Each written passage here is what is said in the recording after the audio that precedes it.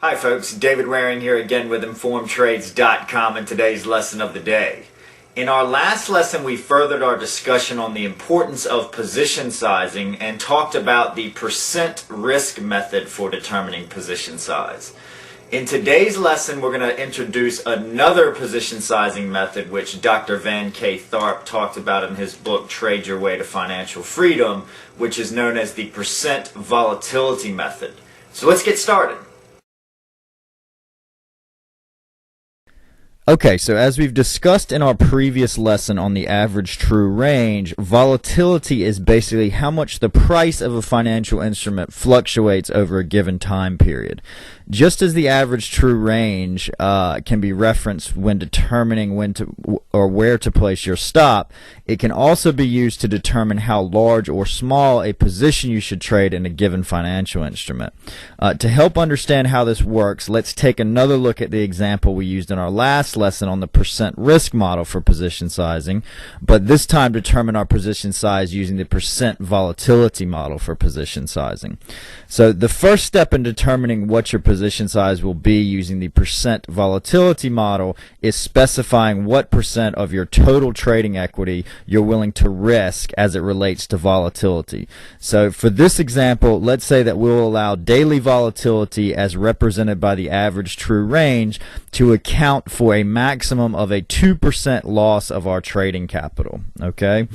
So if you remember from our last lesson in that example, we had $100,000 in trading capital, so that would equate to a maximum volatility-based loss of $2,000. Okay, so 2% of that 100,000 there. If you also remember from that example, the current price of crude oil was $90. Okay, and by pulling up a chart of crude oil, we would see that the current average true range for crude is $2.55. Okay, so that equates to a average true range in dollar amounts per contract. If you remember, the 1 point movement or 1 cent move in the price of crude oil equals $10.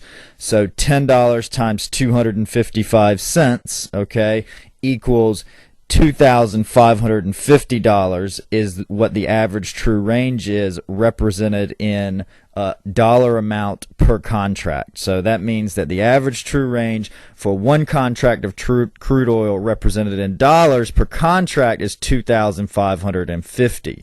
Okay. Now, so since we've specified that the maximum amount that we're willing to risk of our trading capital is $2,000, and the current ATR, one ATR for crude is 2,550. The number of contracts that we can trade in this example is 0 because the dollar-based per contract average true range is greater than what we need to stay within our 2% volatility-based loss limit there. Okay. As Dr. Van Tharp states in his book, the advantage of this model is that it standardizes the performance of a portfolio by volatility, or in other words, it doesn't allow the financial instruments with higher volatility to have a greater effect on performance than financial instruments with a lower volatility, and vice versa. The position sizing methodology that one ultimately chooses for his or her strategy should be decided by testing the strategy and seeing what works best, the methodology for which we're going to cover in later lessons, but basically running through several different sizes and different position sizing methodologies and seeing what fits your strategy the best. Okay, so that's our lesson for today.